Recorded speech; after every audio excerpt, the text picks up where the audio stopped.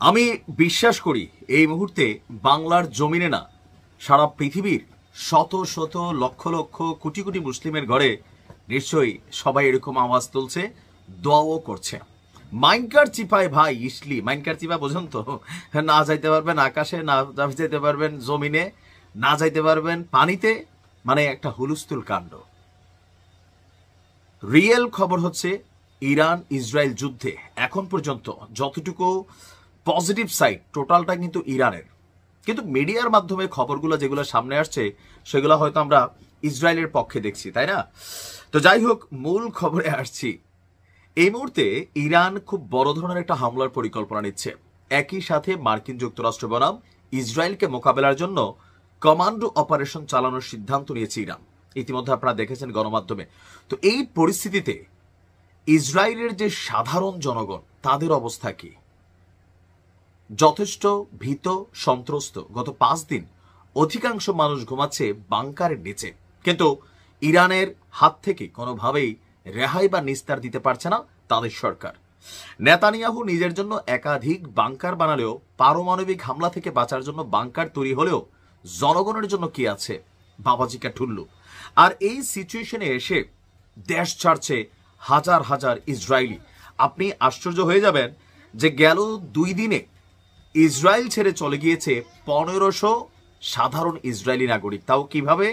আকাশ পথে না, সাগর পথে মার্কিন যুদ্ধজাহাজ সহ শুরু করে অনেক জাহাজ দিয়া, নিরাপত্তা দিয়া তাদেরকে পার করা হচ্ছে। কারণ আকাশে এই মুহূর্তে ইরান যে কন্ট্রোল করছে, এটা কিন্তু প্রমাণিত যে ইসরায়েলের আকাশে কোনো বিমান উড্ডয়ন হচ্ছে না। কারণ কখন যে ইরানের মুড হয়, অলরেডি 13 বার আপনার ক্ষেপণাস্ত্র এবং ড্রোন ছড়েছে। সো এই ভয়ে আকাশপথ বন্ধ। দর্শক, ইসরায়েল ইরান সংঘাতের মধ্যে আকাশপথ বন্ধ করে দিয়েছে ইসরায়েল। এর ফলে বিকল্প হিসাবে যারা আপনার ইসরায়েল ছেড়ে চলে যেতে চাচ্ছে তাদেরকে সাগর পথে সরিয়ে নেওয়া হচ্ছে।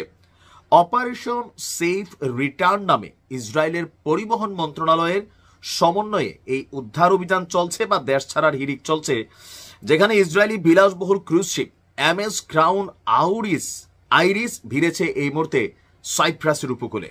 পশ্চিমাদের যুদ্ধ জাহাজগুলো আছে এর সার্বিক নিরাপত্তায়। আপনার আজকেও ইসরায়েল ত্যাগ করেছে জাহাজটি, সকালে পৌঁছে যায় দেশটির লারনাকা বন্দরে। জাহাজটিতে রয়েছে প্রায় 1500 যাত্রী, যাদের মধ্যে অধিকাংশই তরুণ তরুণী।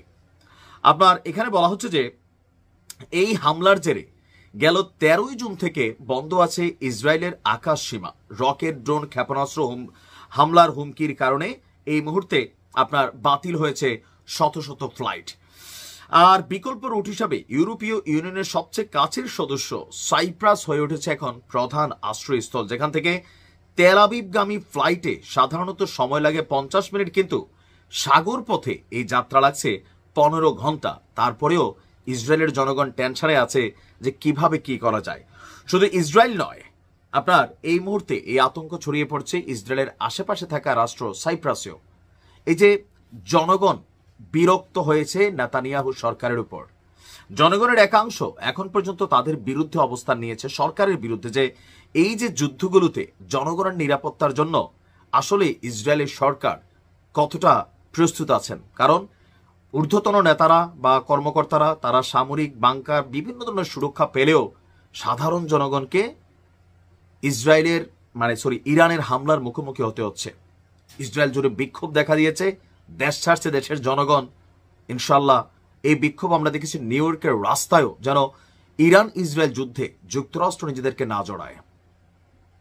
খুব বেশি সময় লাগবে না, ইনশাল্লাহ প্যাকেট হচ্ছে সব। ভালো থাকুন।